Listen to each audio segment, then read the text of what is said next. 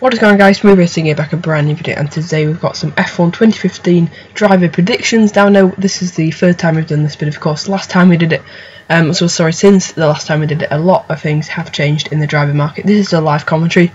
Driverless Grosjean around Australia. And yeah, as I mentioned then, a lot of things have changed, you know, Vettel, Alonso, all kind of moving around, and you know, even more rumours have surfaced since then. So let's get straight into our predictions then. Be sure to leave your predictions, as always, down in the comment section below. I know I've been wrong in the past two quite a lot, but I suppose some of you guys have as well, reading the comments. I don't think anyone really predicted Vettel will go to Ferrari, or Fiat to Red Bull was probably the biggest surprise. I'd probably say it's, you know, Fiat to Red Bull. But anyway, let's get into predictions then. Well, Red Bull's already confirmed. That's Fiat and Ricciardo. I'd definitely put Verne and Ricciardo in there, really. I think that'd be a much stronger lineup. I would have given, you know, Fiat another year in Toro Rosso just to see how he performs, because I haven't been that impressed with him this year. I know, of course, you know, Red Bull definitely have a better judgment than me, I suppose. So I'm sure if they did put him in, well, they have put him in, I'm sure they have a very strong reason. They probably know a lot more than we do.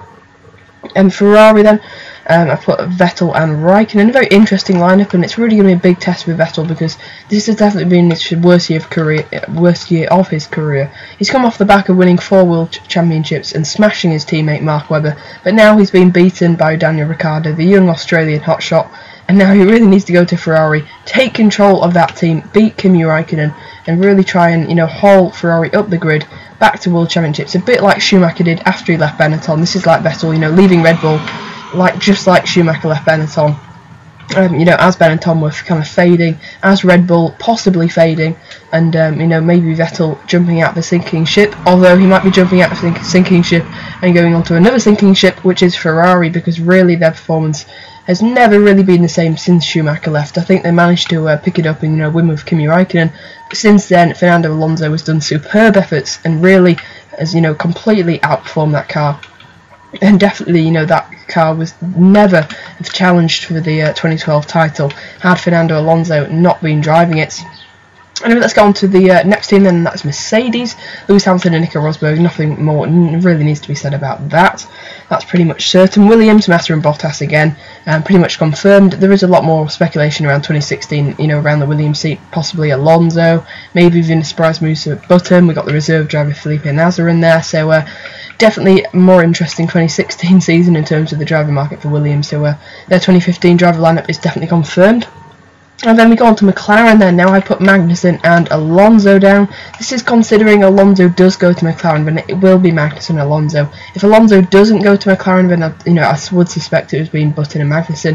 However, there is a very slight rumour that's just emerged kind of in the last few days that Grosjean might have just signed for McLaren. What a crazy turnaround of events that would be if Grosjean had signed for McLaren and he's like alongside Magnussen or even alongside Alonso. McLaren have once again cleared the decks, but that's highly unlikely. I definitely say they're probably sadly going to have to get rid of Button. He's been driving for them since 2010, of course, but Alonso, the much better driver than Button, and that's the sad truth. Although neither of them are very young, so I think, you know, Grosjean and Magnussen, although it's a surprise move, could be a good move for McLaren in the long term, but certainly a short term if they do have a really good car next year. I don't believe Button or Magnussen would win the championship, whereas someone like Fernando Alonso definitely could. So that's why, if you were wondering, that's why they're signing a 33-year-old or a 34-year-old. I'm not sure how old Alonso is, but that is why, because he has superb talent, and if the car is really good, they need someone who can win the drivers and help win the constructors title, which I think Magnussen could definitely do very well. Moving on to Lotus, and of course I've already mentioned Grosjean apparently talking to a couple of teams, but nothing really looking that certain, so I've just put him in at Lotus. With Maldonado, of course, is already confirmed for some reason. Charles Pic was probably be better than Maldonado. He's had too many chances for me, so I definitely wouldn't put Maldonado in, but of course he's already been confirmed by the team, so he probably will be driving for them in 2015, unless we see something like his sponsorship fails, or something like Luis Razia with Marussia in the start of the 2013 season, I believe it was. And moving on to the next team, Sauber. I put Van der Garde and Gutierrez for the Mexican money. Van der Garde, I think he has like a clothing company that sponsors him for like 15 million or something like that. Rumours that Ericsson could be joining the team. I suppose that's fairly likely, that could happen, but I put Gutierrez and Van der Garde. And equally Sorokin as well, rumoured to be joining that team. Force India, put Hulkenberg and Perez. Hulkenberg confirmed. Perez, I'm really hoping we'll get the seat. I think Force India want to retain him, but if there's someone with money, then they're definitely going to be putting them in instead of Perez, sadly, because Force India have been going through a lot of financial trouble recently, so hopefully they go for Perez, but they might be forced into moving for someone like Marcus Ericsson or Max Chilton, which would be a really big thing and a really big statement and a big presence of a pay driver, an open pay driver, a bit like Maldonado did at the start of this season. Moving on to Toro Rosso, I put Alex Lynn and Max Verstappen. Toro Rosso always surprise people with who they choose for the seat, so I'm going for another surprise with Lynn and Verstappen. Sorry Vern, as much as I'd liked him to go to Toro Rosso, there's no point in him going to Toro Rosso in my opinion. He might as well have gone to Red Bull. Caterham, I put Murray and Ericsson, although, you know, Ericsson very up for other seats, I think. Considering if Caterham are on the grid next year, I put Murray and Ericsson, and Marussia, Alexander Rossi and Max Chilton.